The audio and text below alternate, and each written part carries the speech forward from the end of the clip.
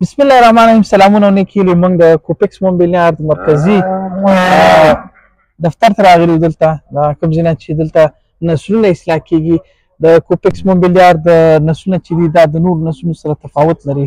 نو موږ غوښتل چې تاسو ته دغه نسل وښیو چې دا نسل په کومه اندازه باندې جینیټیکي پوټنشل لري. نو ما سره دا کومه خوسۍ چې ولاړه ده دا اول ځلې خوسۍ ده.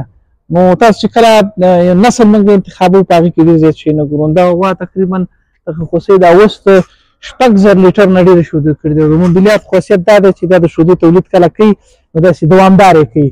د ویلسټین په شان نه کوي چې جګ کړي بیا ټیټ کړي. دې کې د فرټیلیټي موضوع یا د تېرېدلو موضوع نه وي. غولانځه چې دا دغه وي د مرضونو سره مقاومه وي. دا تنګه شوه ځکه دا رنګ کې وه.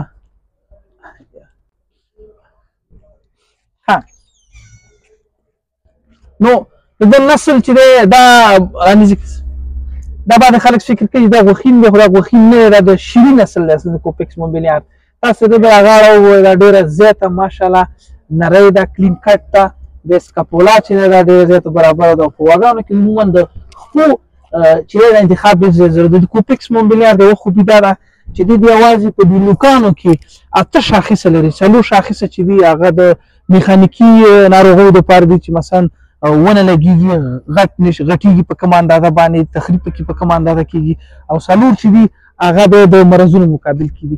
دویم دا چې تاسو د دې که دا باډي وګورئ، دا ژوروالی وګورئ، دا ډېر زیات خټ شنګل لري او د هغې نه اخوا د اسانه زیږون غټې نښې په دې کې دي. نو دا تقریبا د موبیلیارد د نسل په حساب باندې د کوپکس موبیلیارد نسل په حساب باندې دا بهترین نسل دی.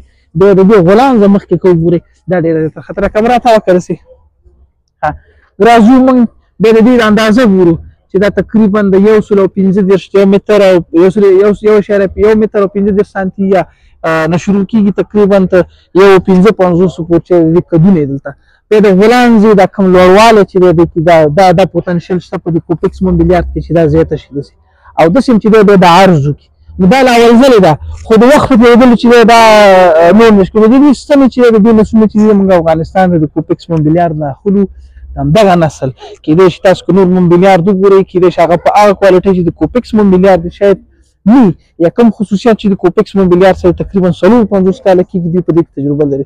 نو وروسته به د خپو کلکوالی چې دا ډېر زیات مهم دی چې دوی کې 4 د میخانیکي د تخریب او 4 چې د امراضو مقابل کې دغه لري. د هغې نه علاوه د کیونو ترمنځ فاصله، ژوروالی، اوږد پلنوالی، ژوروالی دا ډېر زیات ضرور دی. د ده سره خوا کې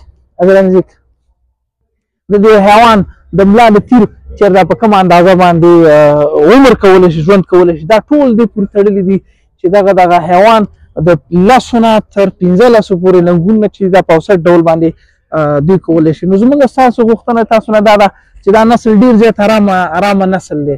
نو دا که تاسو په دا کورونو کې یا په فارم کې لرئ تاسو مشکلات نه جوړئ. د شودو کې د غوړ اندازه زیاته ده، پروټین پکې زیات دي او په همدې ترتیب باندې په اسانۍ باندې تېرېږي.